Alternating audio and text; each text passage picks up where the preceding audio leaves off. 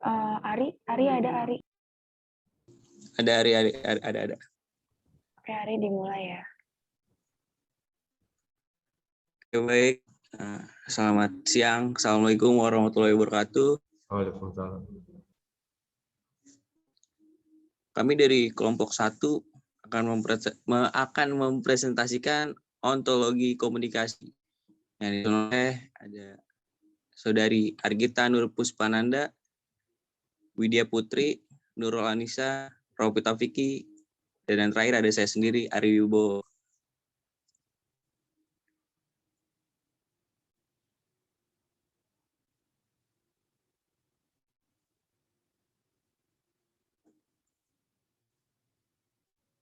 Pengertian ontologi komunikasi. Ontologi adalah studi mengenai sesuatu yang ada atau tidak ada. Atau dengan kata lain, ontologi membicarakan, mempelajari realitas. Ketika menyinggung keberadaan sesuatu, maka kita juga akan membicarakan tentang ciri-ciri esensial dari yang ada.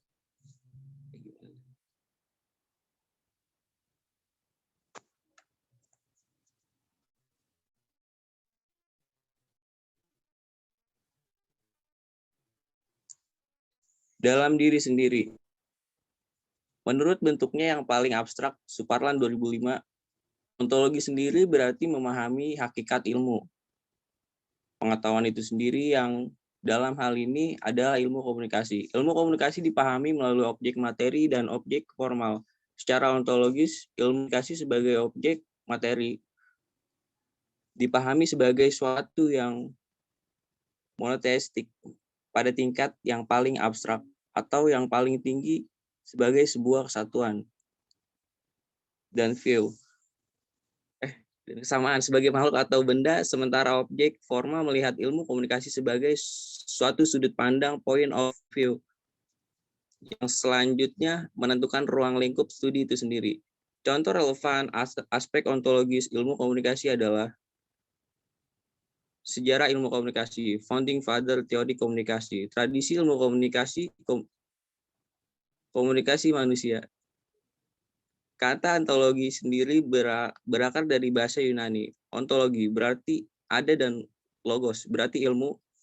Dengan demikian, ontologi dimaknai sebagai ilmu yang membahas tentang keberadaan atau dengan kata lain ontologis. Berarti secara untuk memahami hakikat dari ilmu komunikasi. Ontologi sendiri merupakan cabang ilmu filsafat mengenai sifat, wujud, fenomena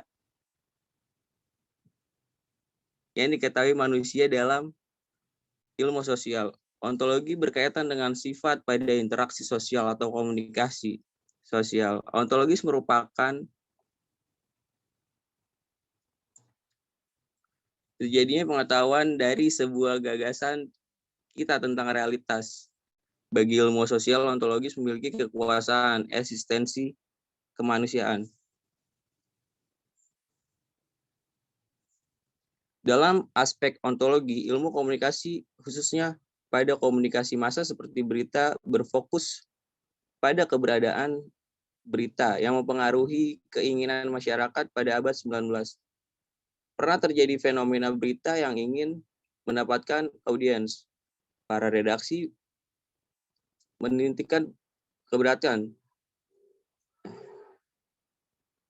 pada berita kriminalitas, seks, menegangkan yang mengundang sensasi, sehingga telah muncul istilah jurnalisme kuning pada masa itu. Dalam aspek ontologi, bahwa ilmu komunikasi dapat dipelajari dengan mengkaji dua objek, yaitu objek materi dan objek formal. Ilmu komunikasi sendiri dapat diartikan sebagai sesuatu yang monoteistik pada tingkat yang paling abstrak dan paling tinggi. Dalam kesatuan dan kesamaan sebagai makhluk hidup atau benda, hakikat inilah yang dipandang sebagai objek materi. Sementara jika dilihat dari objek formal, maka ini adalah salah satu sudut pandang yang mampu menentukan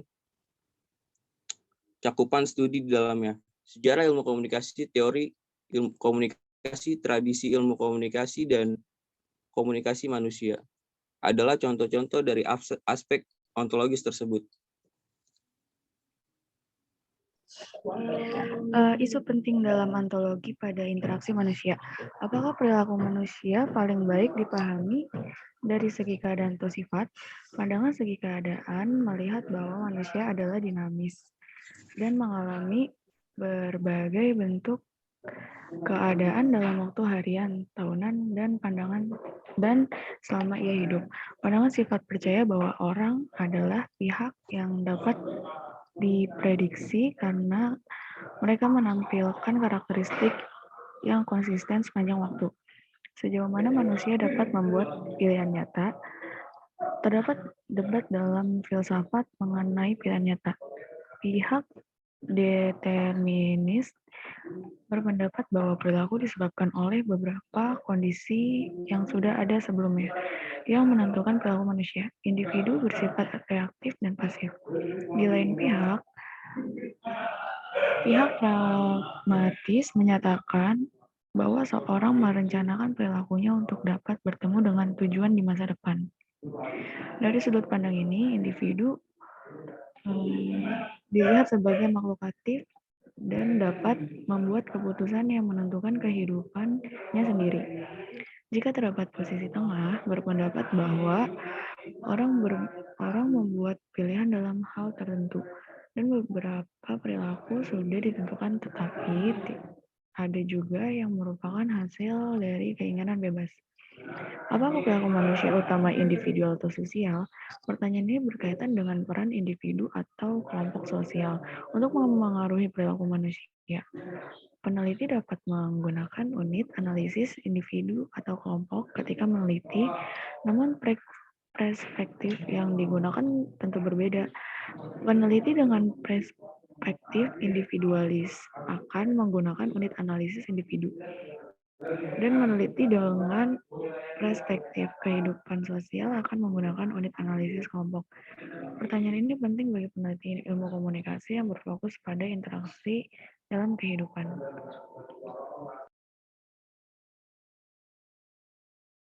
Selanjutnya dibacakan oleh Widya Putri. Aliran-aliran ontologi.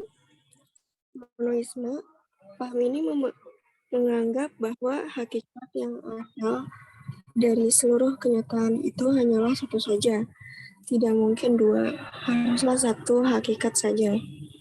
Sebagai sumber asal, baik yang asal berupa materi ataupun berupa rohani.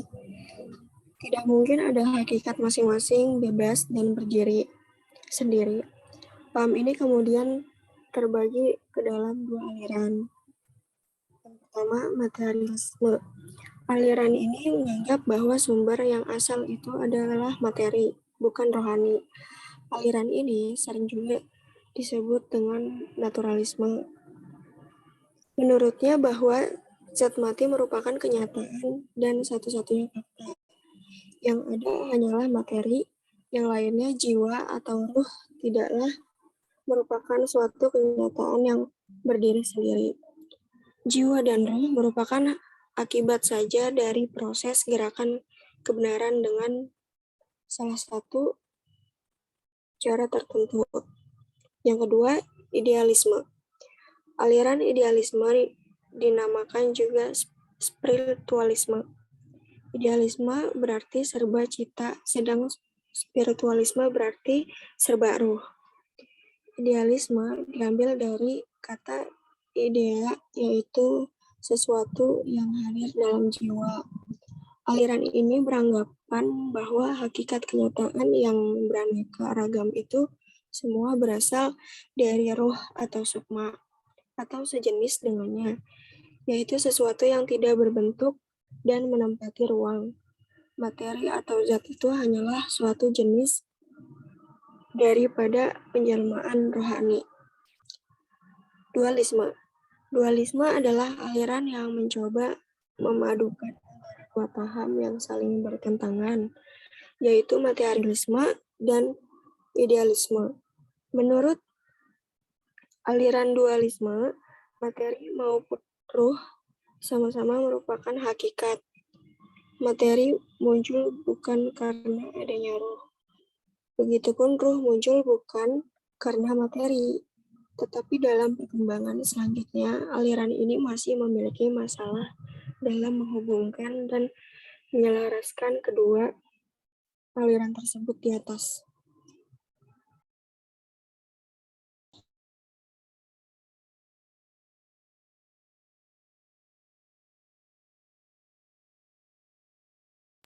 Lanjut, Wit.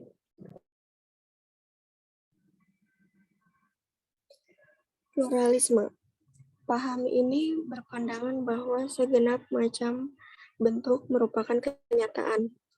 Pluralisme bertolak dari keseluruhan dan mengakui bahwa segenap macam bentuk itu semuanya nyata.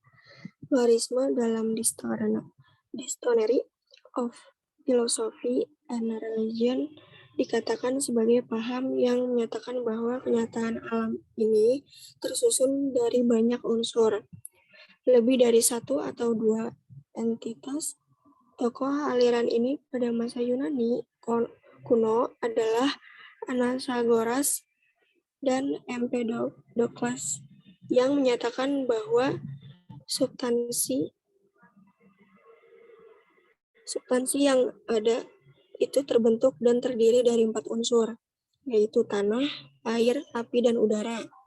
Tokoh modern aliran ini adalah William James 1842 sampai 1910 Masehi.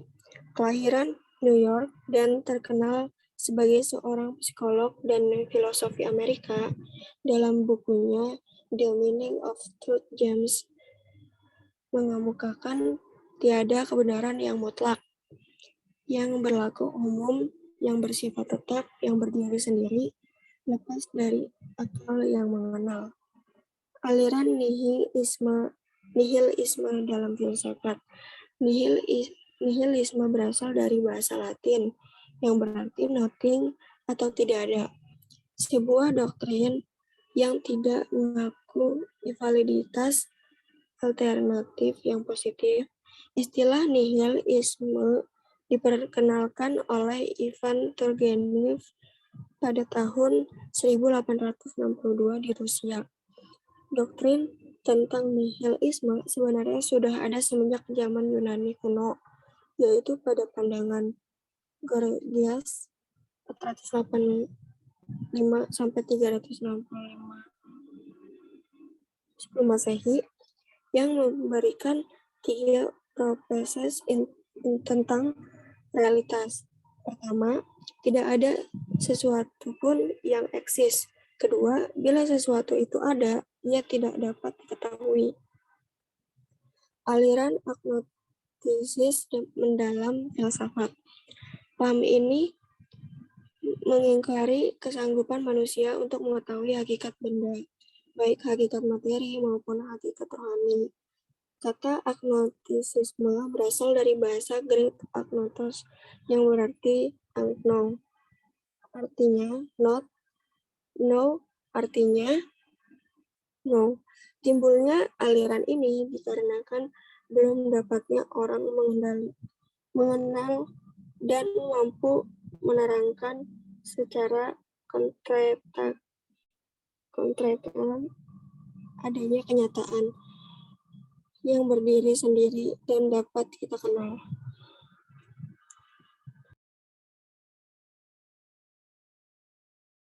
Selanjutnya akan dibacakan oleh Nurul Anissa.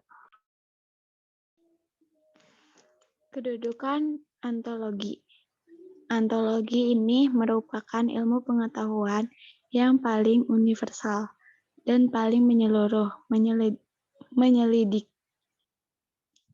menyelidikkan, meliputi segala pertanyaan dan penelitian lainnya yang lebih bersifat bagian yang merupakan konteks untuk semua konteks lainnya.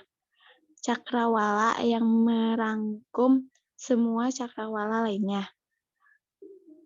Pendirian yang meliputi segala pendirian lainnya. Ontologi berhubungan dengan yang namanya metafisika. Oleh karena sifat Englobert, Marcel, atau Ungriff Jasper itu, maka ontologi meneliti pengada, sedangkan mengada itu merupakan sekaligus hal yang paling terkenal dan hal yang paling sukar diskripsikan oleh karena meneliti dasar paling umum untuk segala-galanya. Analogi itu disebut filsafat pertama, namun analogi telah mengendalikan semua bagian filsafat lainnya. Tentu dalam suatu pengantar didaktis dapat saja analogi sebagai pemikiran paling umum diuraikan pada awal seluruh penyelidik filosofi. Demikianlah, tetapi menurut ukuran itu belum cukup. Dicukup pengalaman konkret mengenai manusia dunia Tuhan. Berasal bahaya bahwa analogi sedemikian itu menjadi suatu kumpulan atau sistem konsep-konsep dan prinsip-prinsip yang meluluh formalitas dan kosong berkala. Menurut tuduhan Kant, tanpa hubungan dengan kenyataan yang benar. Oleh karena itu, kiranya paling baik analogi dikembalikan kedudukannya semula, yaitu ditempatkan pada akhir filsafat sistematis. Jadi analogi disebut filsafat pertama, tapi juga filsafat ultima. Selanjutnya dibacakan oleh Rocky Taufik.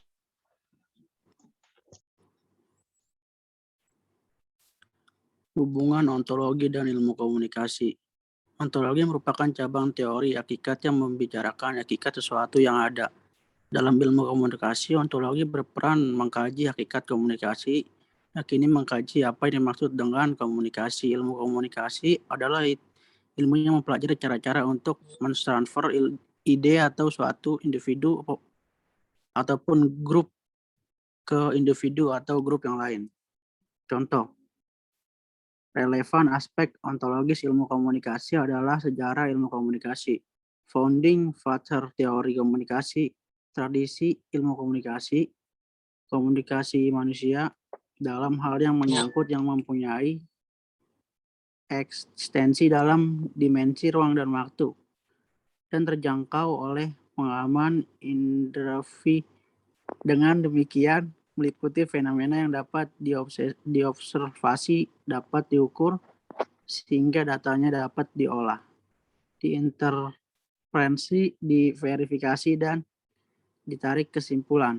Dengan lain, perkataan tidak menggarap hal-hal yang gaib seperti soal surga atau neraka yang menjadi garapan ilmu keagamaan. Ya, oke, baik. Ini kesimpulan. Ontologi adalah bagian dari filsafat yang paling umum. Kerap juga disebut metafisika umum. Baru setelah menjelajahi segala bidang utama dalam ilmu filsafat, seperti filsafat manusia, filsafat alam dunia, pengetahuan, ketuhanan, moral, dan sosial, dapat disusun suatu uraian ontologi. Maka ontologi sulit dipahami lepas dari bagian-bagian dan bidang filsafat lainnya. Dan adalah bidang filsafat yang paling sukar. Ontologi pertama kali dikenalkan oleh Rudolf Gottslenus pada tahun 1936 Masehi. Itu meneliti teori tentang hakikat yang ada yang sifat metafisis. Dalam perkembangannya, Christian Wolff membagikan metafisika menjadi dua, yaitu metafisika umum dan metafisika khusus. Ontologi merupakan cabang teori hakikat yang ada. Dalam ontologi berperan mengkaji hakikat komunikasi, yakni mengkaji apa yang bermaksud dengan komunikasi melalui objek material dan objek formal. Sekian presentasi dari kelompok 1. Mungkin akan dibuka sesi pertanyaan untuk teman-teman. Waktu dan tempat dipersilakan.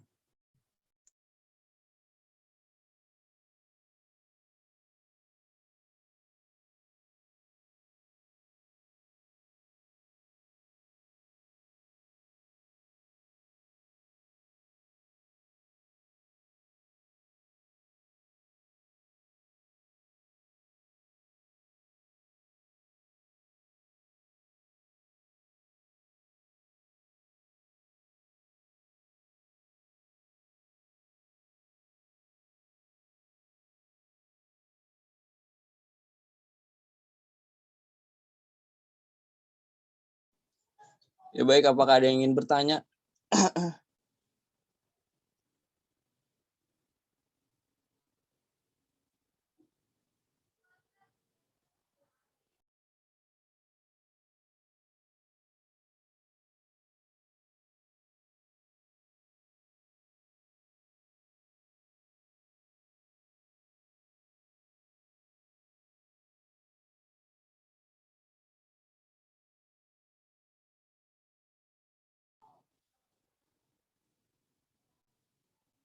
Ya, gimana nih Pak? Belum ada yang tanya.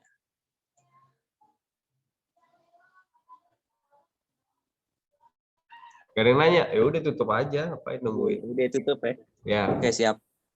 Tutup, Sekian Bu. presentasi dari kelompok 1, kurang lebihnya mohon dimaafkan ya. Wabillahi taufiq wal hidayah. Assalamualaikum warahmatullahi wabarakatuh. Waalaikumsalam.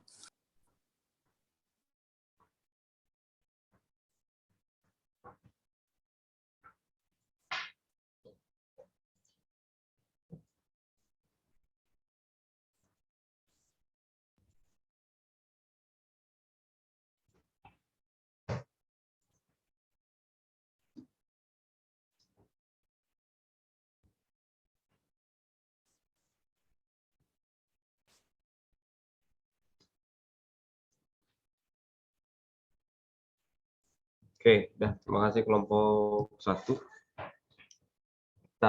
Ada pertanyaan? Nggak ada. Kalau nggak ada, saya absen dulu. Siapa tahu masih pada tidur.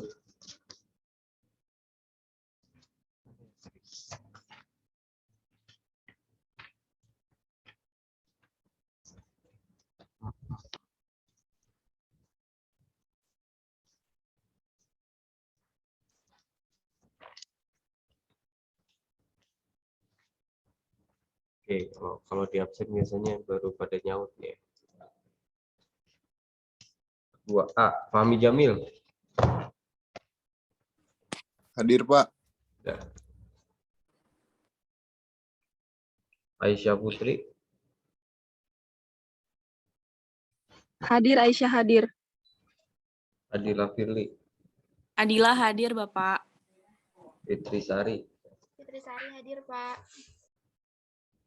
Ari Wibowo. Ya, hadir Pak. Ezi Zahra. Hadir, Bapak. Resi Ramadanti. Hadir, Pak. Aini Nur Ainiyah.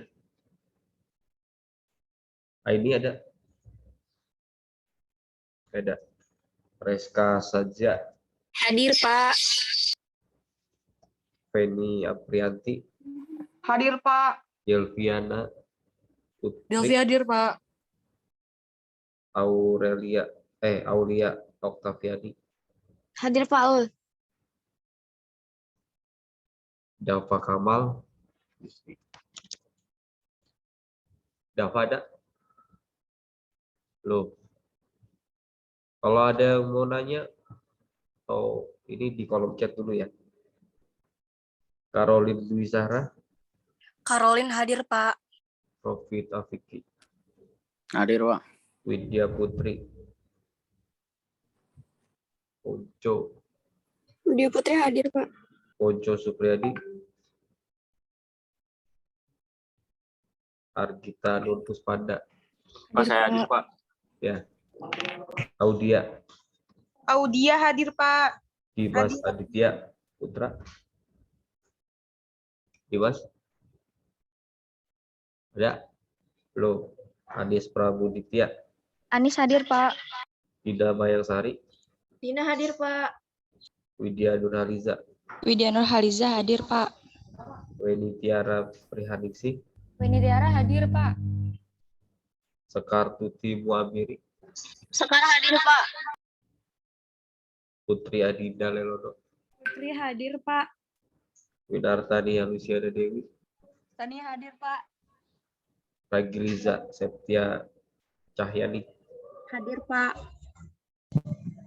Dea Meisyarani, Hadir, Pak. Aisyah Fitri, Aisyah Fitri hadir, Pak. Niki Ayu Saputra, Hadir, Pak. Farika Nadila, Hadir, Pak. Liana Sari, Liana hadir, Pak. Ade Putri, Hadir, Pak. Wismawati, Hadir, Pak. Rehan Herdiansyah. Rehan ini masih ikut kuliah nggak? Masih, Pak. Cuman dia emang jarang kuliah, Pak. 4 kali bilangin kalau mau masuk kuliah saya tahun depan aja ya. Jadi Baik, Pak. kalaupun ikut ya udah 4 kali pertemuan kan. Jadi saya ada buktinya di sini. Ada direkam, ada juga absensi ya. Dia udah 4 kali sekaligus. Kecuali masih boleh sih, masih boleh. Minggu depan lah ya, minggu depan. Pertemuan kelima kalau masih belum nongol juga ya, mending. Tapi kalau Rehan mah, Pak, dari semester 1 nggak pernah hadir. Tapi ada. Nggak pernah hadir. Ya udah nanti kalau ada. Rehan ya? Salah, Pak, salah. Rehan mana Salah. nih? Jidan. Enggak, yang kemarin emang nggak ada, saya udah coret. Kalau yang ini kayaknya masih ada nih, satu kesempatan lagi. Tapi kayaknya Oh enggak. iya, Pak, maaf. Yang nggak pernah hadir Zidan, bukan Rehan. Ya, Zidan sama Salsa kan nggak ada.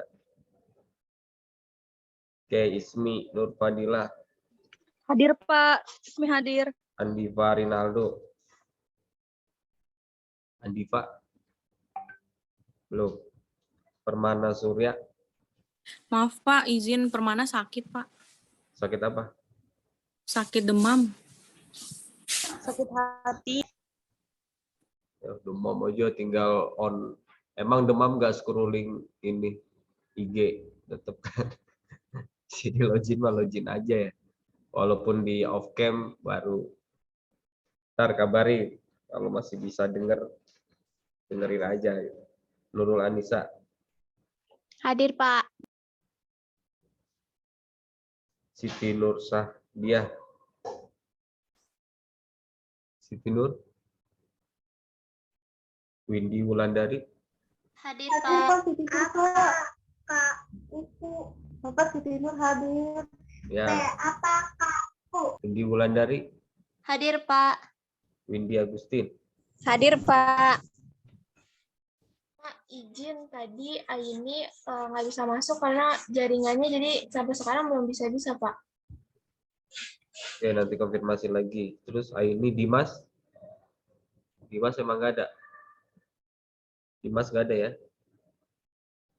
Sama Andiva tadi nggak ada ya.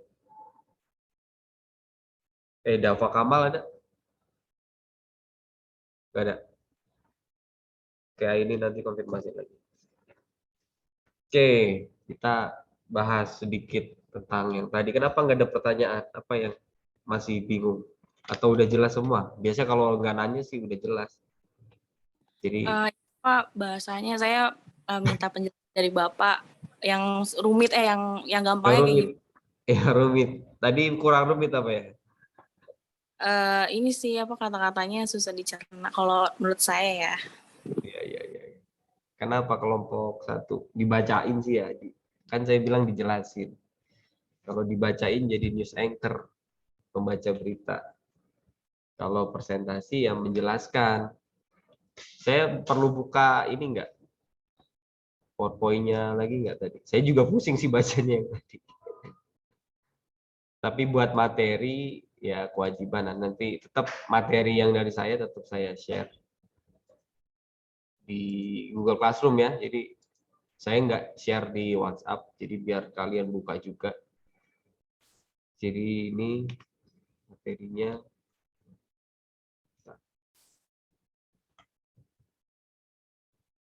Oke, kelihatan nggak? Kelihatan, Pak. Di buku itu kita tadi pakai buku apa? Yang kelompok berapa? 1. Macam-macam ya buku. Ya nggak apa-apa juga sih. Atau Gimana? maaf. Aini hadir ya Pak tadi. Maaf Iya, iya. jaringannya. Oke. Makasih ya Pak. Oke.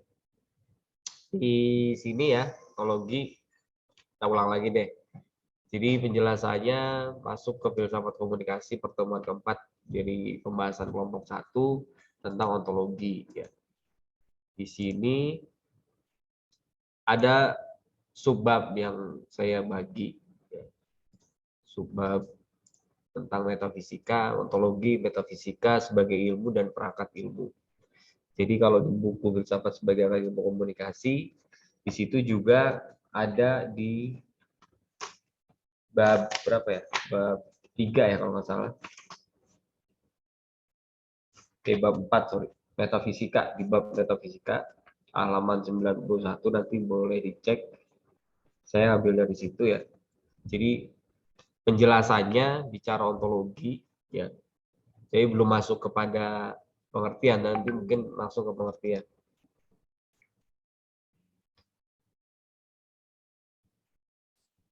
Ke pause nggak sih tadi?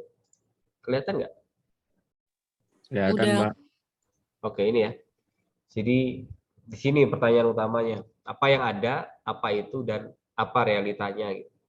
Jadi ontologi itu menjawab pertanyaan-pertanyaan ini. Jadi berangkat dari pertanyaan apa, ya, dan nanti baru kenapa. Gitu ya. Jadi bicara ontologi, bicara ontos dan logos ya. Dari 2 kata itu asal katanya. Atau metafisik. Kita belum masuk ke ontologi nih, dari metafisikanya dulu. Karena ontologi juga dikatakan dengan ilmu metafisik. Nah, metafisik itu memiliki pertanyaan-pertanyaan utama. Apa itu, apa yang ada, ya. Apa itu, dan bagaimana atau apa realitanya. Nah, di sini secara etimologi, meta itu ada atau sesuatu yang dibalik, sesuatu yang nampak atau di belakang sebuah benda-benda yang fisik. Metafisika gitu ya. Kalau sekarang kan musimnya metaverse, meta atau sesuatu di balik yang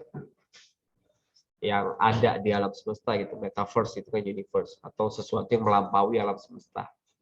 Maka dibikinlah metaverse sebagai dunia baru di dunia digital hari ini gitu ya. Nah, ini berangkatnya dari metafisika juga. Yang bicara adanya itu gimana sih? Nah, nanti kita simulasikan. Nah, kemudian filsafat pertama dan yang utama. Jadi sebelum manusia memahami tentang hakikat atau substansi, dia memahami dulu apa yang dimaksud dengan yang dia bahas. Nah, nanti kaitannya sama komunikasi itu, apa sih komunikasi gitu ya. Nah, cabang ilmu yang membahas ini atau being tentang eksistensi, kemudian penyelidikan terhadap hal-hal yang ada itu menurut Bang. Metafisika juga dapat didefinisikan sebagai studi atau pemikiran tentang filsafat atau sifat yang terdalam, ultimate nature dari kenyataan atau keberadaan. Ya, tadi udah disinggung juga ya Christian Wolff tokohnya membagi metafisika menjadi 2. Ada metafisika umum ya, tentang ada hal apapun, tentang being, sesuatu yang ada, dan metafisika khusus, yaitu berkaitan dengan psikologi dan antropologi atau hakikat manusia, kosmologi, hakikat atau asal-usul alam semesta, dan teologi, hakikat keberadaan Tuhan. Di sini juga yang kita bahas sebelumnya tentang kategori ataupun pembahasan-pembahasan yang dibahas dalam filsafat. Ya, pembagiannya ada filsafat ketuhanan, filsafat tentang manusia, dan filsafat tentang alam semesta gitu ya. Nah, baru masuk ke ontologi ya kan. Dari arti katanya kan ontos dan logos. Ontos itu ada ya. Logos itu ilmu tentang hal yang ada itu. Nah, di sini ontologi merupakan tadi filsafat yang paling kuno, yang paling awal dibahas dalam dalam filsafat Yunani gitu ya. Nah, hakikat dalam menjelaskan realitas itu kuantitatif dan kualitatif. Ya. Ini juga arahnya nanti bagaimana kita mengkategori ilmu pengetahuan. Kalau dalam metode penelitian itu ada kuantitatif dan kualitatif, yaitu arahnya ke sana lanjutannya. Tetapi intinya adalah bagaimana ontologi itu dirumuskan atau digunakan untuk mempelajari realitas atau kenyataan yang konkret secara kritis. Artinya dalam paham-paham yang tadi disebutkan di kelompok ini juga kan ada tentang monoisme, dualisme, materialisme, idealisme, dan agnostisisme. Itu tidak juga dikatakan ada, tapi tidak bisa dikatakan tidak ada. Jadi ada atau tidak adanya itu harus bisa diukur secara kuantifikasi maupun secara kualitatif. Nah, ini contoh-contoh tadi ya, tapi ini saya nggak jelaskan karena tadi juga sudah dibahas. Nanti kalian baca sendiri aja tentang aliran-aliran ontologi, ya, tentang monoisme, dualisme, materialisme, idealisme, agnostisisme. Itu kalau ditanya baru nanti mungkin saya jawab. Tapi yang menarik misalnya ini ya, kalau kita perhatikan dua gambar ini, coba perhatiin dulu atau baca dulu. Apa yang terbersit dalam pikiran kalian? Bicara kenyataan dan kenampakan. Kenampakan itu nyata ada. Yang tidak nyata adalah kenampakannya. Yang nampak itu ada. Yang kelihatannya belum tentu ada. Kayak ada istilah kenampakannya atau nampak, kalau orang Sumatera itu nampak. Nampaknya gitu. Kalau orang kita kelihatannya. Yang terlihat itu ada, tapi yang kelihatannya belum tentu ada. Nah, di sini bisa juga tentang halusinasi dan hiperrealitas. Contohnya halusinasi apa? Kalau orang di tengah gurun pasir dan kemudian dia merasa haus, maka yang terbersit dalam pikirannya dia menghalusinasi. Ada oasis di tengah gurun pasir. Saking dia pengen ini. Jadi halu. Kalau istilah sekarangnya halu ya. Pengen apa tapi nggak nyampe dan dia jadi halu gitu. Kemudian ada juga hyperreality. Nah, hyperreality ini menarik tentang hiperrealitas ya. Jadi misalnya yang cosplay, contoh aja. Mungkin nggak semua ada yang hiperrealitas, ada yang dia hanya simulakra ya, simulation itu ada. Konsepnya tentang misalnya simulator SIM. Misalnya kita bikin SIM sekarang kan tinggal pakai yang kayak di time zone aja ya, permainan-permainan itu, tapi ya fiturnya semua mirip dengan kendaraan yang kita ingin dapatkan surat izin mengemudi ya. Jadi nggak perlu pakai motor atau mobil beneran, dia bisa menggunakan simulakra atau simulasi itu, simulator itu fungsinya adalah membuat mirip atau membuat jadi. Nah, hyperreality juga sebenarnya mirip. Dengan misalnya apa? Kalian pernah misalnya beli apa ya? Beli Indomie gitu. Indomie. Kenapa beli Indomie? Karena iklannya Al-Ghazali. Jadi ada hiperrealitasnya ketika makan Indomie, kalian tiba-tiba merasa menjadi Al-Ghazali gitu. Karena Al-Ghazali juga ininya Indomie gitu. Atau Syahrini kan. Syahrini mau biar kayak Syahrini apa ya? Oh, makan mie sedap aja yang murah itu kan. 2.000 perak bisa jadi Syahrini gitu kan. Karena yang dinampakkan dari si bintang iklan tuh, brand ambassador itu ya membuat orang itu menjadi seperti siapa yang diiklankannya. Makanya produk-produk sekarang berlomba-lomba membrand ambassadorkan orang gitu ya, artis atau influencer, untuk apa? Untuk jadi seperti mereka. Ya, terlepas apapun produknya, ketika itu sudah terinfluence dari si public figure ini, maka masyarakat awam begitu saja mengikutinya. Nggak peduli dia rugi atau apa ya. Ya, terbukti dengan sekarang misalnya hyperreality menjadi orang kaya misalnya. Nah, dengan flexing ya apalah binary option dan juga investasi berkedok, judi berkedok investasi dan seterusnya gitu ya. Itu kan sebenarnya karena di endorse gitu, di brand ambassador, diiklankan atau dihiperrealitaskan kalau dalam hal ini menjadi sebuah seseorang yang berhasil gitu, di usia muda dan lain sebagainya. Nah, anggaplah kalau realitas itu ya misalnya pensil yang di atas ya. Realitasnya kan itu, kalau kita ambil pensil yang di bawah kelihatannya kan lebih gemuk ya. Atau dia ada apa yang tidak seimbang. Jadi ada kayak patah, padahal dia nggak patah. Tapi yang realistis yang mana? Yang atas itu. Yang bawah kelihatannya bentuknya lebih bagus, lebih gemuk lah atau lebih gede. Tapi belum tentu hal itu juga bisa yang kelihatannya tadi ya. Apakah dia real atau cuma kelihatannya aja. Jadi apa yang dinampakkan itu ya bisa dipermak gitu ya. Apapun. Termasuk pensil ini nggak didadanin tapi jadi bagus cuman karena nyelup ke air gitu. Nah, anggaplah media massa itu atau media sosial hari ini kita itu ya seperti gelas berisi air itu. Ya, apa yang aslinya itu kan dengan apa yang ditampakkan sehingga orang kelihatannya bagus nih gitu. Padahal dicoba ya biasa aja. Tapi karena idolanya pakai itu ya pada akhirnya semua pakai. Ya, misalkan dengan idola kalau followers terbanyak sedunia itu Cristiano Ronaldo ya. Dia bertingkah sedikit aja bisa mempengaruhi saham sebuah minuman ringan ya. Coca-Cola bisa anjlok sahamnya berapa persen karena cuman Ronaldo saya nggak minum ini, dia minum itu. Nah, walaupun akhirnya digempur juga sama iklan-iklan yang lain gitu ya. Nah, itu kan persaingan dagang usaha. Nah, di sini tidak semua kenyataan itu bereksistensi. Syarat eksistensi itu harus dia memiliki konkret, sesuai itu harus diindrawi. Ya, kemudian bersifat publik dan menempati ruang dan waktu. Nah, ini juga yang nanti kalian coba terapkan dalam kehidupan kalian. Apakah influencer public figure itu sesuai dengan apa yang tampaknya gitu, apa yang kelihatannya? Belum tentu. Karena dia banyak hal yang ditutupi gitu ya. Kemudian, nah ini bicara esensi dan substansi. Karena bicara metafisik, karena bicara ontologi, sesuatu yang ada. Ya hakikat itu adalah esensi. Substansinya apa sih gitu ya. Sama kayak kita kan, kuliah itu hanya metode. Cara manusia menyampaikan pesan. Menyampaikan informasi. Esensinya apa sih? Esensinya belajar. Belajar itu untuk apa sih?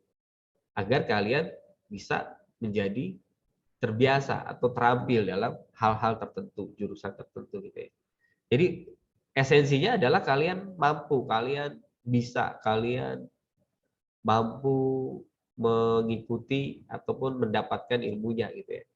Dengan caranya macam-macam, bisa offline, bisa online, bisa mengerjakan tugas dan lain sebagainya.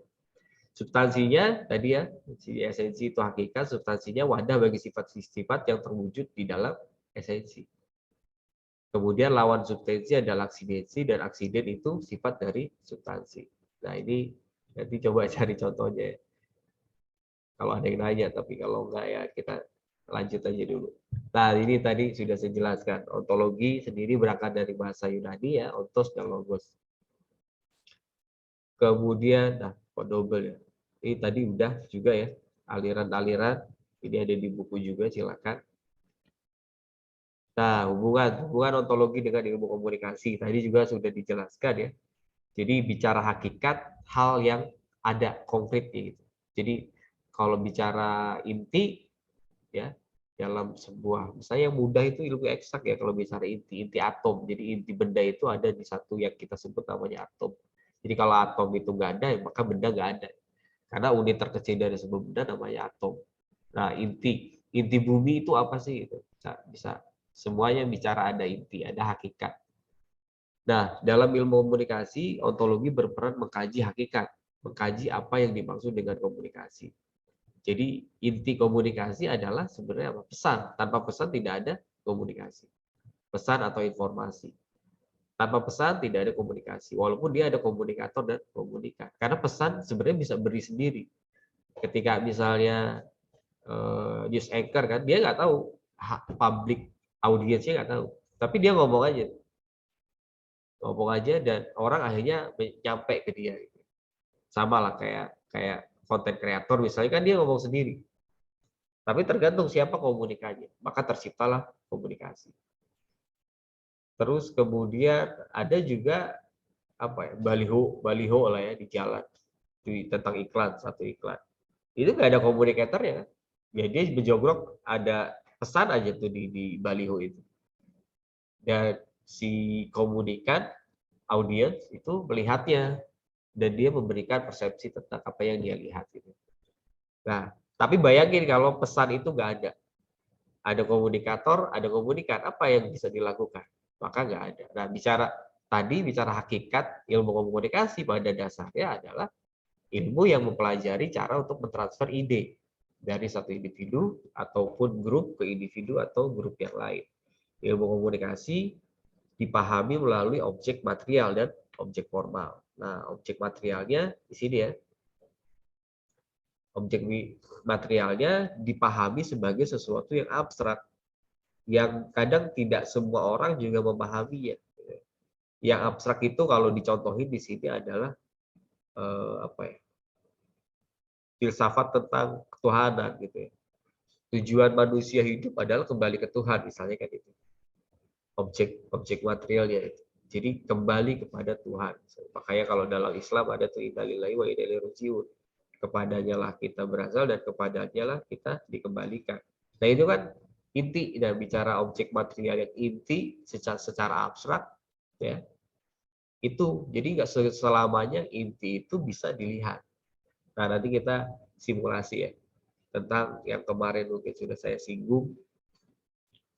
Kalau ditanya orang di mana Tuhan, kalau dalam filsafat teologi kan pasti itu pembahasannya. Gak usah jauh-jauh kalau menurut saya. Ngapain nanya di mana Tuhan, terus kalau tahu mau ngapain gitu ya. Kalau dibalikin pertanyaan itu dengan nggak usah di mana Tuhan, di mana otak lo gitu ya. Di sini, oh enggak, gua nggak lihat kepala apa otak lo.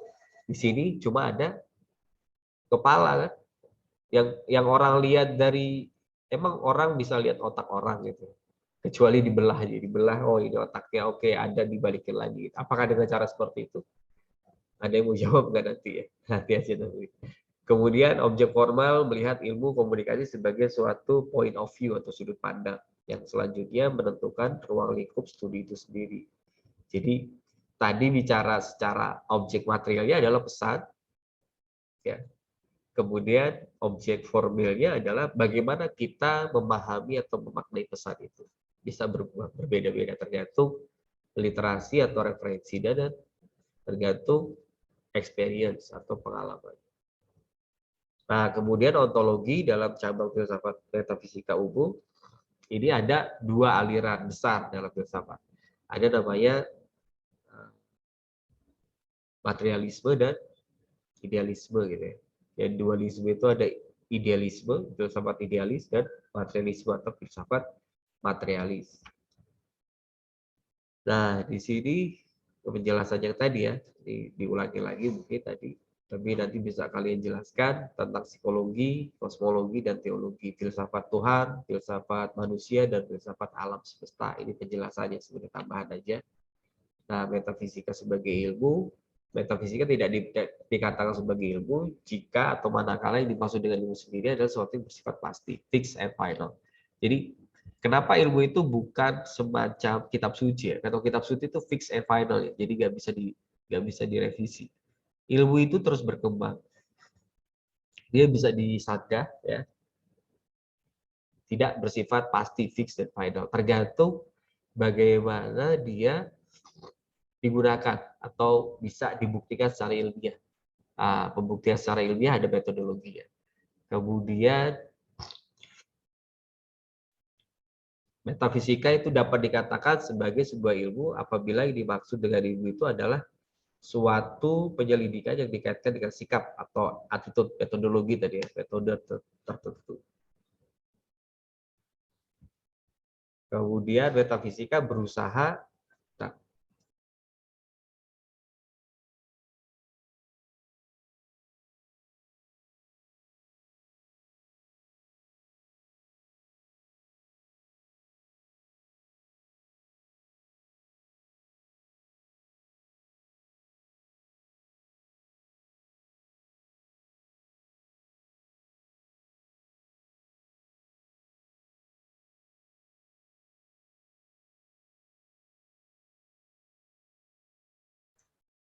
Oke. Metafisika berusaha memfokuskan diri pada prinsip-prinsip dasar yang terletak pada berbagai pertanyaan yang disampaikan melalui berbagai pendekatan intelektual. Jadi intinya di sini ilmu itu bersifat dinamis dan metafisika bersifat debatable. Ya, bicara Tuhan kan debatable, bicara alam semesta misalnya tentang teori pembentukan alam semesta orang debatable. Apakah alam semesta berasal dari air ataukah berasal dari Big Bang, ya, benturan alam semesta atau di galaksi gitu ya. Kemudian metafisika juga bersifat dinamis. Kemudian, nah signifikansi ini sebenarnya metodologi tadi yang dimaksud dengan metafisik. Jadi setiap hal atau riset ilmiah harus bisa dibuktikan secara empiris. Bukti pada pengamatan yang cermat dengan kriteria-kriteria di bawah ini. Ini diantaranya aja ya. Pertama, tingkat kemampuannya untuk diuji. Jadi bisa diuji, diukur. Kemudian falsifiable, dapat disanggah dalam kondisi-kondisi tertentu. Ya, tidak selamanya gitu kan. Bahkan dalam matematik pun kemarin kita sudah simulasi juga ya 1/0, 0/1, ada yang tidak ada hasilnya ya. Ketika 1/0 ternyata error ya, atau infinity, tak hingga gitu. Apa V ya. Jadi ininya lambda tak hingga. Kemudian replicable, dapat diulang ya. Kalau dengan metode sama itu bisa dihasilkan hasil yang sama pula. Kemudian publicness di tingkat publikasinya, jadi bisa diketahui banyak orang. Kemudian self correction, kemampuan mengatasi kekeliruan ya. Kemudian bisa diukur tadi measurability, kemudian objektivitas, bersifat objektif. Skeptis, tidak mudah menerima kebenaran sebelum diujikan, dan heuristic value, memuat nilai-nilai yang dapat diteliti dengan lebih lanjut. Nah, di sini ada yang menarik tentang fenomena, misalnya yang bisa kalian gambarkan baru-baru ini tentang siapa? Dokter mantan Menkes nih, Dokter Terawan yang dipecat ID karena dianggap melanggar kode etik dengan tekniknya brainwashing gitu, cuci otak. Nah, ada yang sempat dengar nggak itu gimana? Nah, ternyata setelah selain politik lah ya, selain hal-hal politis yang banyak yang terjadi kontroversial, tapi secara ilmu pengetahuan ya dalam hal ini Ikatan Dokter Indonesia menguji, istilahnya memanggil untuk mengujikan tentang keabsahan metodologi yang ditemukan oleh Dokter Terawan. Apakah itu dalam bentuk diagnos, ya, diagnos sumbatan di pembuluh darah di otak, ataukah itu sebagai sebuah terapi. Nah, tinggal membuktikan itu aja. Tetapi pada akhirnya tidak dibuktikan juga oleh Dokter Terawan. Nggak tahu motifnya apa ya. Karena kalau dalam bilik kedokteran ya sesuatu yang metode baru itu harus benar-benar diuji agar tidak menimbulkan malpraktek gitu ya. Walaupun kita juga sedikit percaya nggak percaya dengan yang ada pun banyak yang malpraktek. Apalagi ini yang kurang bisa diuji secara ilmiah gitu ya. Nah, kasusnya masih dalam tahap itu. Beda halnya misalnya kalau si orang terkait ya dalam hal ini Dokter Terawan juga menjelaskan tentang metodologi yang digunakan untuk menyembuhkan beberapa orang yang terkena penyakit penyumbatan pembuluh darah. Itu kan yang mengakibatkan stroke, yang mengakibatkan penyakit-penyakit apa yang bisa fatal kalau nggak disembuhkan gitu ya. Nah, inilah yang jadi kontroversinya. Nah, sebenarnya bukan secara subjektif kita menolak si dokter menemukan metode itu, tetapi bagaimana dia membuktikan nah yang dari signifikansi ini. Nah, ini contohnya. Nah, kalau dalam komunikasi gimana gitu kan. Nah, disinilah pada akhirnya kita butuh banyak paham atau tahu tentang teori-teori yang sudah ada sebelumnya. Misalkan teori-teori yang umum ya, teori-teori tentang media massa, tentang hipodynamic needle theory, tentang bagaimana sih peran media massa itu mampu menembak ya. Menembak itu kan dalam posisi orang yang ditembak biasanya dia nggak punya apa ya sesuatu untuk melawan. Jadi menerima aja dengan exposure, dengan terpaan media yang diluncurkan oleh media massa. Tapi sekarang kondisinya beda. Ya, tiap orang ada yang masih nonton TV. Nonton TV kalau TV-nya smart TV yang ditonton YouTube atau Netflix atau apa. Jadi sangat berbeda kondisinya dengan awal-awal ditemukannya media massa gitu ya. Media massa dulu ya sangat dominan. Jadi opini seseorang itu bisa ngikut dari opinion public opinion. Jadi ada istilahnya teori framing, ada istilahnya teori media opini media gitu ya, yang jadi opini publik gitu ya. Itu di framing. Sekarang misalnya nih Omikron jadi nggak laku karena lebih seru membahas tentang konflik Rusia dan Ukraina gitu ya. Nah, itu kan framing media sekarang. Jadi akhirnya ya udahlah diudahin aja lah pandemi, kita fokus ke perang dunia 3 gitu ya. Yang baru-baru ini juga muncul kan isunya Kim Jong Un parade pameran senjata nuklir terbarunya kan. Ada senjata rudal balistik ya. Itu uji cobanya nyemplungnya di wilayah Jepang gitu. Ini pada ngamuk Korea Selatan dan Jepang nih. Nah, ini baru-baru ini isu-isu yang baru muncul gitu. Pada akhirnya isu-isu lama apalagi COVID ini kan udah kemudian begitu saja menghilang.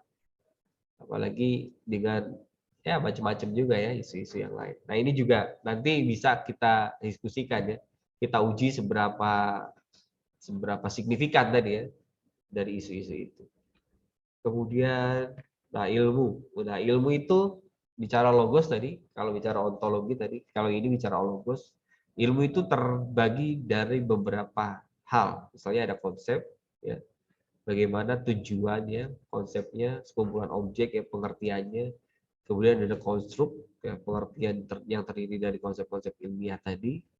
Kemudian ada definisi operasional. Nah, nanti kalian akan lebih akrab lah nanti di semester depan ya, tentang definisi operasional, bagaimana seseorang peneliti itu merinci secara konkret bagaimana mereka menyusun serta mengukur konstruk. Konstruk itu apa tadi ya? Yang terdiri dari konsep-konsep ilmiah tadi.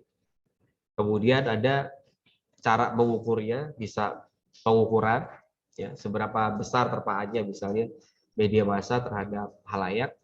Kemudian eksperimental nih, orang yang nggak pernah nonton TV sama orang yang sering nonton TV. Nah, itu kan beda bagaimana perilakunya. Kemudian ada variabel konstruk-konstruk yang diukur, ya bisa diukur. Ada misalnya kalau di persepsi itu ada kognisi, afeksi, onasi, misalnya gitu. Nah, terus dijabarin lagi. Kemudian masalah, ya, bagaimana kita merumuskan masalah yang baik. Jadi terkadang kita meneliti tapi nggak tahu masalahnya apa, rumusan masalah. Nah, mulai sekarang kalian sudah mulai banyak baca ya. Misalnya bagaimana ada masalah apa sih di fenomena kita sehari-hari. Ada yang salah nggak sih antara dase dan dasole. Kemudian hubungan antar variabel, ya hipotesis itu kan dugaan sementara. Oh, jangan-jangan ini gara-gara IKN nih ya. Ini yang menarik juga nih. Nggak tahu benar atau salah. Jadi saking nggak punya duitnya pemerintah kita disuruh patungan ya. Rakyat disuruh PT-PT patungan untuk membangun ibu kota Nusantara yang ada di Nusantara, nggak tahu. Jadi kalau kita nyebut Nusantara, kita di mana teman-teman? Di Nusantara. Jadi kecil, jadi cuman ibu kota. Padahal kalau dari konsepnya siapa? Gajah Mada kan? Ada yang tahu Gajah Mada? Bukan Universitas Gajah Mada. Ada yang daftar ke sana tapi nggak dapat, nggak usah diingat-ingat lagi. Kita udah di UNIS. UNIS lebih jago. Syekh Yusuf tuh lebih go internasional ketimbang Gajah Mada. Kalau Gajah Mada mau cita-citanya menyatukan Nusantara kan? Nusantara itu kan Malaysia, Filipina, Indonesia sekarang. Ya, yang negara-negara serumpun kita kan itu Malfilindo. Jadi ada istilah dulu tuh Nusantara ya Malfilindo. Jadi Sumpah Palapa itu yang merujuk kepada siapa? Gajah Mada tidak akan menikmati nikmatnya dunia, gitu, indahnya dunia sebelum dia mempersatukan Nusantara. Nah, Nusantara yang dimaksud itu Malfilindo. Jadi Sabang sampai Merauke atasnya itu atas yang berkurang gitu. Sabang sampai Merauke-nya bener tuh. Oh, bahkan lebih jauh harusnya karena Papua Nugini kan kalau ada dulu Irian Barat, Papua Barat, ya Irian Barat lah ya. Irian Barat itu Irian Jaya. Dulu ada Irian Timur yang belum sempat, yang sekarang namanya Papua Nugini. Nah, disitulah ya. Jadi kalau bicara Nusantara tadi jadi kecil ketika dia hanya ada di 200.000 hektar. Padahal Indonesia aja 1,9 juta hektar. Kilometer, sorry, bukan hektar, kilometer persegi. Ditambah Malaysia dan Filipina itu luas sekali. Nah, kalau saya Yusuf, lebih jauh dia mainnya. Di Afrika Selatan, di Afrika udah jadi pahlawan nasional. Di Indonesia baru tahun 90-an orang kenal saya Yusuf. Nah, UNIS sudah pakai nama itu dari tahun 66. Jadi sebelum saya Yusuf ditetapkan sebagai pahlawan nasional, namanya sudah dipakai menjadi nama kampus. Kalau nggak percaya lihat tuh di videonya UNIS Tangerang ya. Ya Abdul Somad cerita tentang Syekh Yusuf. Itu detail banget tuh. Di YouTube ada tuh waktu Abdul Somad ke sini. Jadi kalau dilihat tadi ya bicara ilmu pengetahuan, nah di situ. Jadi kita harus tahu konteks bagaimana ilmu pengetahuan itu bisa dibuktikan. Walaupun jejak-jejaknya mungkin masih agak kurang ya, terutama di UNI sendiri misalnya bagaimana memahami Syekh Yusuf. Kalah pamor lah sama siapa kalau sekarang. Kalau di UI itu ada nama gedungnya apa? Siapa tuh Bos Lipo? Mohtaryadi. Apa Mohtaryadi? James Riyadi gitu. Itu satu geng lah yang punya Lipo. Jadi itu jadi nama gedung.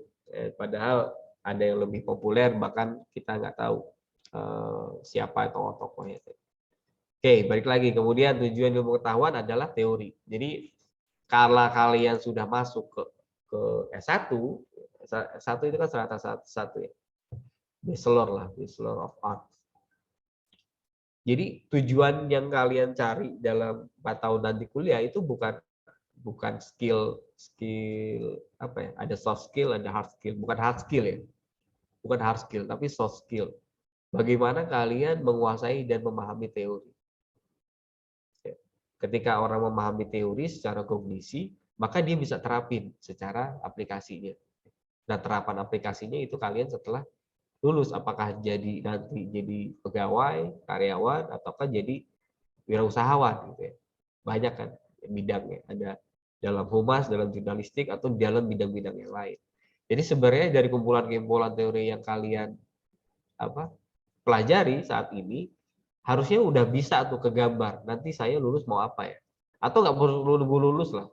Ketika ada prospek sekarang kan gampang aja nih. Jadi dengan hadirnya teknologi harusnya mempermudah kita untuk melakukan segala hal lah. Ya.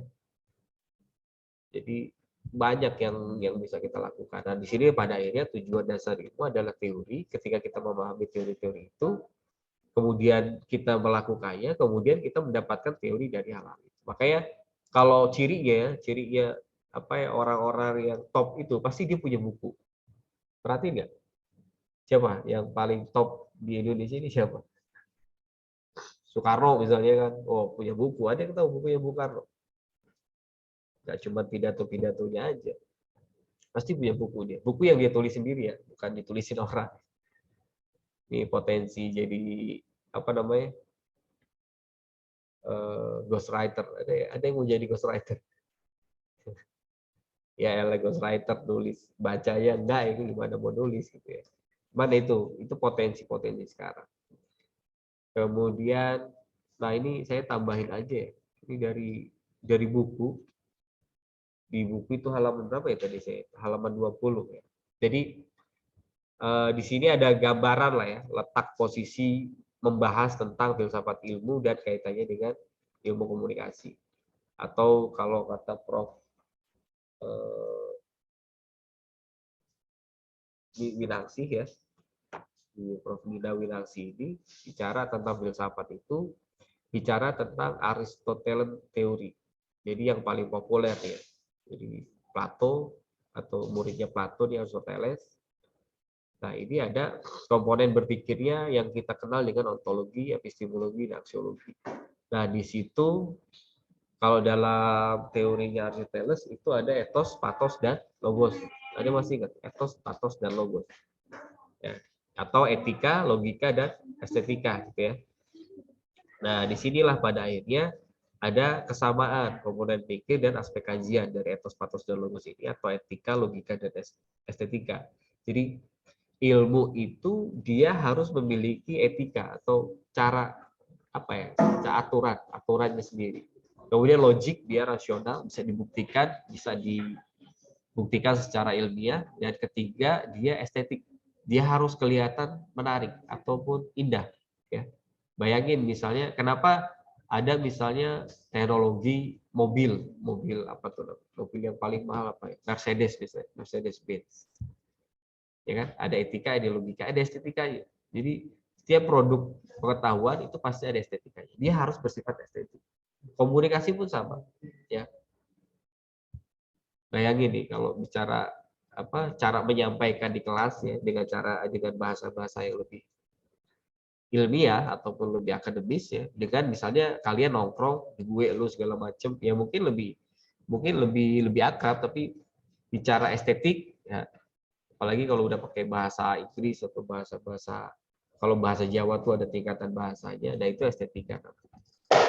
Setiap orang bisa menggunakannya itu tergantung kebutuhan. Jadi estetis ya, enak dipandang, hal-hal yang bisa menarik perhatian orang lain. Nah, disinilah pada akhirnya objek nyata yang pasti ada menurut Aristoteles dan objek tidak nyata yang mungkin ada sebagai potensi. Jadi di sini ada hal, misalnya kalau dalam public speaking tuh ada pesan yang disampaikan apa, tapi ada juga yang orang lihatnya cara menyampaikannya. Ya kalau kayak kemarin itu retorika, bagaimana kita menyampaikan pesan secara singkat, padat, dan jelas dan sebagainya. Oke, mungkin itu yang bisa saya sampaikan. Ada pertanyaan dulu nggak? Jadi beberapa tadi sudah saya sampaikan contoh-contohnya. Cuman ya kalau kalian mau ngejelasin yang mana nih? Kalau enggak ya tinggal dibaca aja materi. Oke, silakan. Ada yang bertanya kan?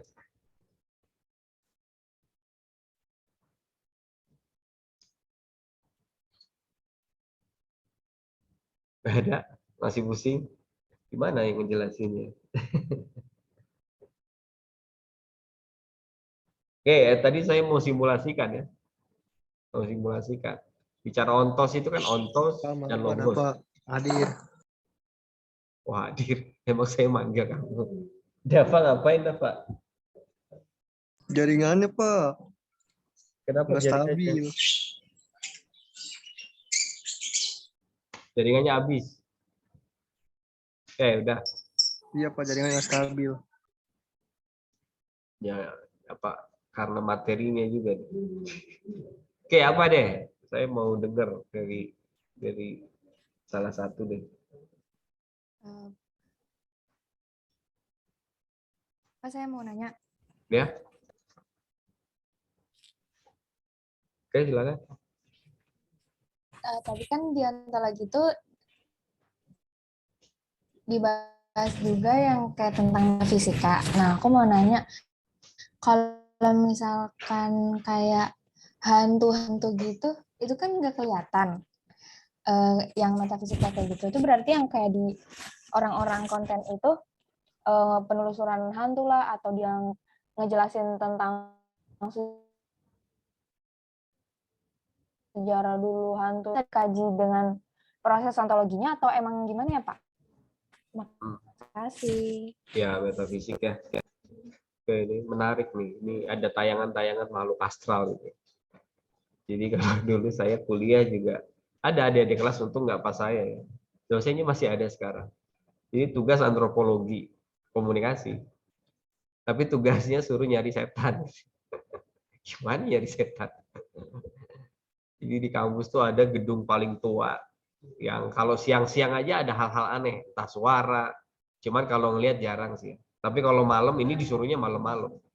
Jadi dia bisa lulus kalau nilainya dapat A kalau dia berhasil mendapatkan gambar dari penampakan tadi. Nggak tahu motifnya apa. Mungkin sedang menjelaskan materi ini ya, metafisik dan antropologi. Tapi balik lagi, ini kan tergantung bagaimana kita melihat. Ya, nggak usah jauh-jauh deh. Kan ini kan cara pandangnya beda ya. Kalau bicara kemarin itu ada aspek spiritual atau aspek yang tidak terlihat metafisik. Kalau dalam aspek pragmatisnya sesuatu tidak dapat diindrawi maka itu dianggap tidak ada kan. Tapi juga dia blunder ketika mengatakan misalnya, oh berarti otak kita kan nggak kelihatan, berarti nggak ada dong. Oh enggak, kalau otak orang mati bisa dibuka, oke ada buktinya. Oke, apalagi misalnya orang punya psikologi kondisi kejiwaan gitu kan. Dalam ilmunya psikologi, psike itu kan jiwa, logos itu ilmu tentang kejiwaan. Itu juga nggak bisa dibuktikan bagaimana mengukur kejiwaan seseorang. Nah, ilmu psikologi bisa menjawab itu yang saya bilang tadi. Jadi ketika kalian ditanya, di mana otak kalian? Ya nggak perlu. Orang bisa membuktikan dia punya otak ketika nilai intelijensinya itu masuk. Apa sih? Oh, intelijensi ribet lagi ya. Atau gini deh, ketika ditanya jawab, itu bukti kalau kalian punya otak. Ukurannya gini, misalnya kalau ditanya di mana kamu tinggal, tiba-tiba jawabnya lapar. Wah, saya lapar nih. Wah, itu ada yang nggak nyambung deh. Itu bisa diukur kalau otaknya nggak bekerja gitu kan. Kalau ditanya di mana, berarti merujuk ke tempat. Sama ketika orang agak geser juga ketika menanyakan hal itu kepada zat yang dia sendiri nggak tahu secara fisik, dia nggak bisa buktikan. Misalnya di mana Tuhan? Oh ada tuh di Tuhan di langit. Ya langit yang mana? Emang ada orang pernah ke langit yang Tuhan ada di situ gitu. Atau di mana? Nah disinilah ada keanehan atau irasionalitas ya, tentang sesuatu yang tidak perlu tempat. Ya kan? Di mana itu kan dimensinya manusia dan merujuk kepada lokasi. Nah balik lagi ke pertanyaan tadi. Bagaimana tentang hantu-hantu asal itu? Apakah itu dikatakan ada atau tidak ada? Nah ini masih kontroversial. Ini ciri ilmu juga. Kalau dalam ilmunya Roro siapa Rara Isti ya, pawang hujan, dia pegang remote AC gitu kan. Nah gimana membuktikan itu? Ini kan sempat jadi perdebatan dong. Oh itu kearifan lokal Indonesia. Itu cuma ada di Indonesia kebudayaannya gitu kan. Dan untuk tampil show itu mahal. Dia dibayar 5 kali 21 hari kan. 5 juta kali 21 hari berapa? 100 juta lebih kan. Dia dibayar lebih dari 100 juta cuman buat action pakai apa ya yang diparodiin sama pembalapnya gitu ya. Kentong-kentongan itu. Cawan-cawan yang dikentong-kentong itu. Nah, dari aspek ilmu agama itu dianggap syirik. Tapi kita lupa syirik atau kafir atau apalah. Syirik lah ya. Syirik itu hanya ada di konsep Islam. Kalau dia non-muslim, dia syirik nggak? Iya nggak sih? Nah, ini pembagiannya agak beda ya. Kalau tadi makhluk asal. Bagi yang percaya, maka itu dianggapnya ada. Kalau yang enggak, ya maka dia menganggapnya tidak ada. Ilmu pengetahuan nggak mengenal itu sebenarnya. Ya, ada nggak ilmu pengetahuan yang bisa menjelaskan, wah di samping saya ada siapa? Wah ada bunyi-bunyi nih. Wah ada tiba-tiba mati sendiri lampu nih. Itu kerjaan makhluk iseng ya, nggak bisa. Tapi kalau dalam ilmu yang lain itu dijelaskan. Cuman bukan ilmu secara empiris ya, susah dibuktikan. Jadi ada kondisi yang metafisik itu tidak bisa dilihat tapi dirasakan ada. Kayak udara. Udara ada nggak sih? Nggak ada. Secara empiris. Secara empiris bisa dirasakan kan. Secara mata lah. Mata apa penglihatan, indera penglihatan kan nggak ada udara. O2 itu mana sih? Oksigen itu mana sih? Nggak. Tapi ketika kita taruh plastik, plastik ini kita bisa nangkap udara. Kan ada benda padat, ada benda cair, ada gas. Yang kita ketahui kan itu. Nah, selain itu apa? Cahaya itu apa ya? Cahaya itu apa? Masukin. Malaikat bisa dilihat nggak? Susah. Cahaya, tapi ada gitu. Manusia ada. Api ada. Api kan kalau setan atau jin diciptakannya dari api. Nah, konsep makhluk asal pun kita nggak clear sebenarnya. Kalau dalam ilmu agama kan ada iblis. Iblis itu diciptakan dari api. Tapi kita hadapi sekarang bukan iblis. Kita sebutnya itu setan. Oh, ternyata setan itu bukan makhluk halus. Setan itu makhluk kasar. Apa buktinya? Setan itu bukan makhluk halus. Jin kan diciptakannya jin, manusia, malaikat. Jin itu yang diciptakan dari cahaya.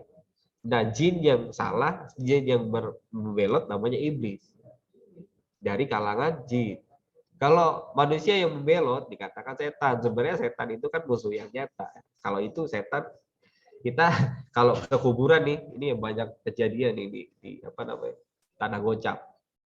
Orang tuh takut sama kuntilanaknya atau takut sama begal. Lebih serem setan mana coba? Kalau setan yang bisa bunuh orang itu cuman ada di TV Susana gitu ya. Kalau benerannya nggak bisa, setan nggak bisa bunuh orang. Setan itu membisikkan aja. Nah, tapi kalau setannya dari kalangan manusia, ya jadi begal, jadi maling.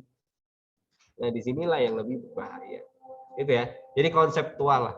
Jadi saya juga nggak bisa, bukan bagian saya. Saya menjelaskan cara menjawab pertanyaan-pertanyaan itu.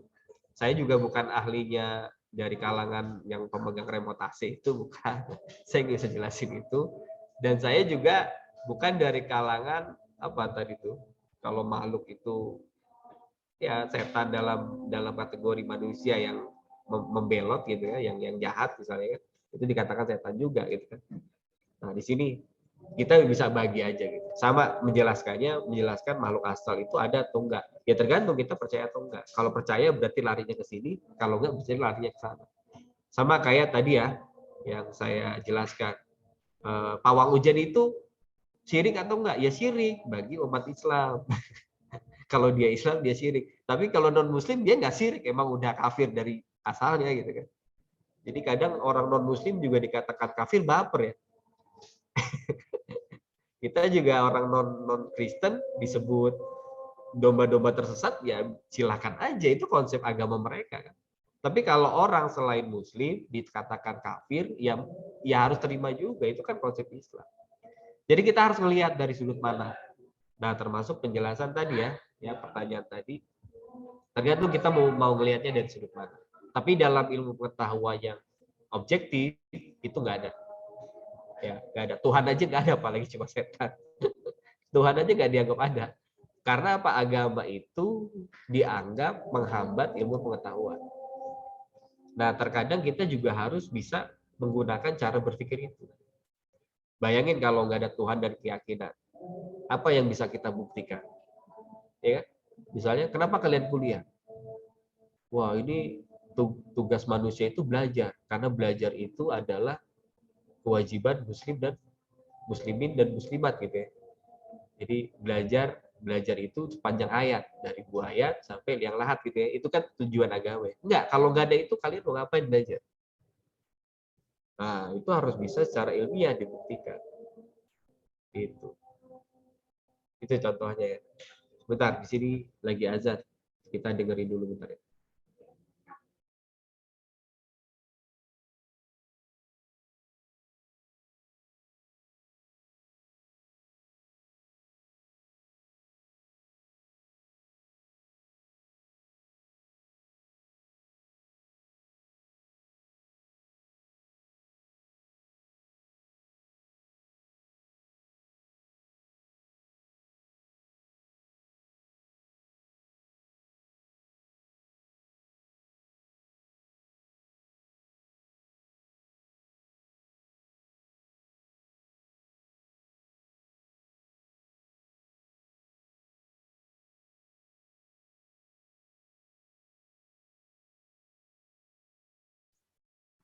Oke, baru selesai azan. Silakan, ada lagi?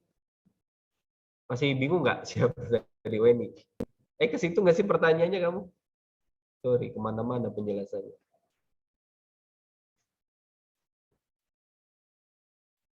Halo? Masih kedengeran nggak nih?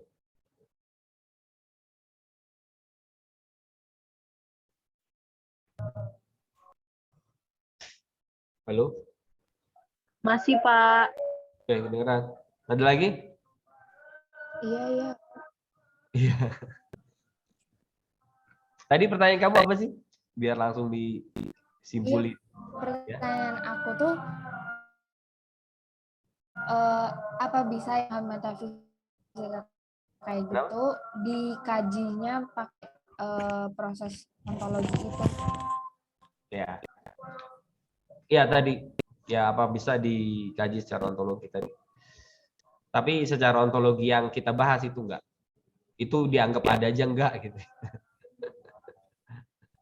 Tuhan pun bukan membuktikan, tapi konsepnya mungkin ya, konsepnya mungkin, tetapi secara apa ya, secara ilmiah itu nggak ada gunanya gitu, nggak ada gunanya kita membuktikan ada atau enggak sih makhluk-makhluk astral itu ya. Iya kan, hantu kan, konteksnya hantu kan. Ya, jadi nggak ada. Tuhan aja nggak dibahas dalam konsep ontologi. Oke, dibahas, tetapi dia tidak bisa dalam konteks dibuktikan. Karena emang bukan pembuktian sih. Tapi mungkin kalau ada yang minat tadi, ada yang membahas itu. Ada. Bukan, kalau dalam segi filsafat ilmu ya, nggak ada.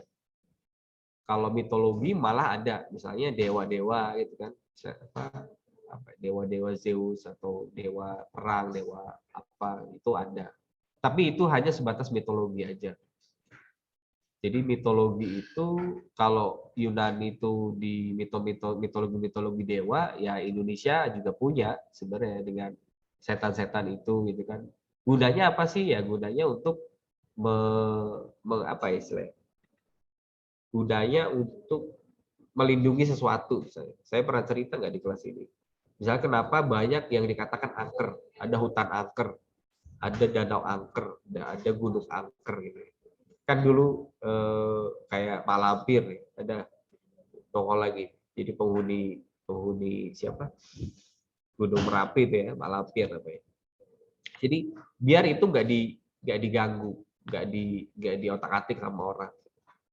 Jadi saya ngelihatnya cerita-cerita seram itu, cerita-cerita horor itu, hutan larangan dan sebagainya macam, itu digunakan agar manusia tidak merusak tempat itu. Karena kalau sekarang nggak ada urusan, kuburan aja jadi apartemen kan. Kalau orang dulu ngitung dulu, wah itu bekas jin buang anak.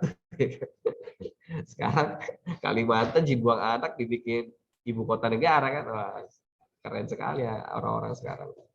Jadi yang hancur bukan setan-setan yang tinggal di situ, bukan.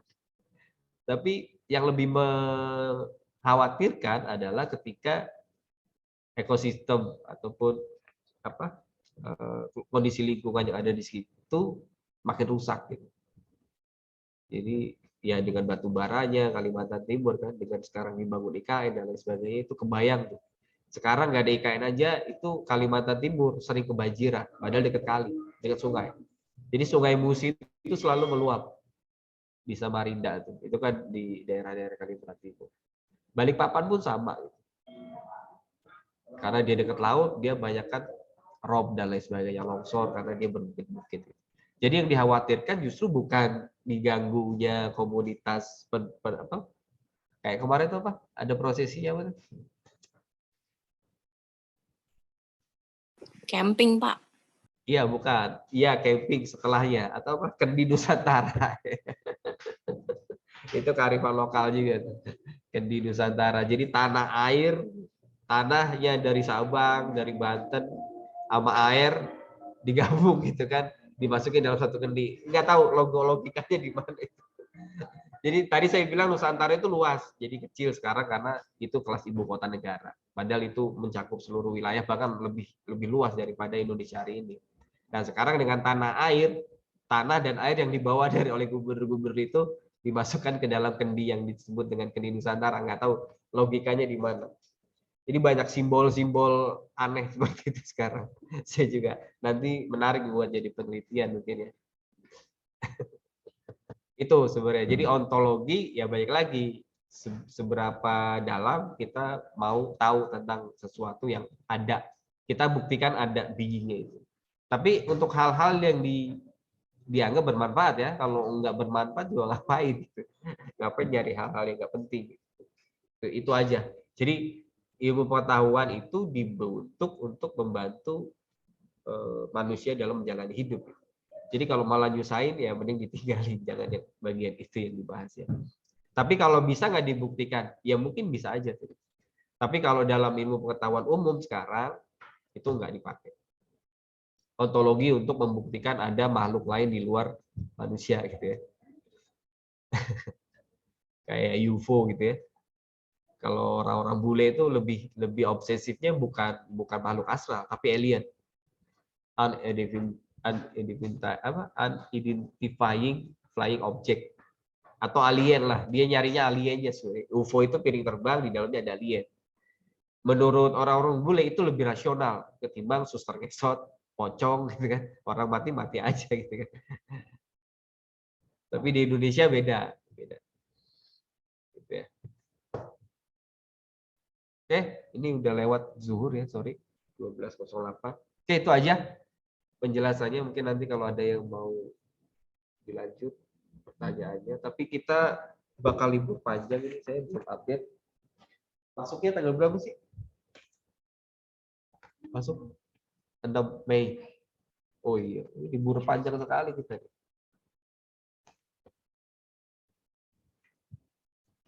Cuman udah beruntung nih yang kelompok 1 udah beres jadi. Kita masuk 6 Mei. Oh, nggak ada 6 Mei lah di sini Bang berarti ya. Kita hari Selasanya itu masih lebaran ya. Masih cuti bersama tanggal 3 Selasa. Jadi kita ketemunya itu tanggal hari Selasa ya. 10 Mei. Wah, ini sebulan lebih ya liburannya. Jadi kelompok 2 jangan ada kata terlambat, nanti dibikin aja ya. Kalau biar nggak nunggak-nunggak. Termasuk juga tugas individu itu nanti tetap dikerjakan. Jadi ya, jadi liburnya itu dari tanggal 1 April kalau nggak salah. Ya dari minggu inilah ya. Jadi awal Ramadan kan 2 hari Minggu ya. Jadi sejak awal April sampai kita masuk lagi di jadwal kita 10 Mei. Kalau jadwal kampus sih mungkin tanggal 4 ya, 4 Mei. Tapi kita ketemu lagi di 10 Mei di mata kuliah ini. Jadi sampai jumpa lagi. Terima kasih untuk kelompok 1. Dan menutup sebelum pertemuan kita hari ini, sebelum ditutup saya mengucapkan tidak lain wal faizin ya. Mohon maaf lahir dan batin. Semoga selamat menjalankan ibadah puasa dan lebarannya duluan. Mohon maaf apabila ada kesalahan ya. Kita ketemu lagi tanggal 10 Mei nanti ya, di kelompok 2. Jangan lupa kelompok 2 nanti langsung posting aja materinya di Google Classroom. Jadi nggak apa-apa langsung di wall aja. Jadi biar kelihatan semua juga. Ya, itu aja. Dari saya hari ini, kita cukupkan pertemuan hari ini. Kurang lebihnya saya mohon maaf. Billahi taufiq wal hidayah. Assalamualaikum warahmatullahi wabarakatuh. Waalaikumsalam warahmatullahi wabarakatuh.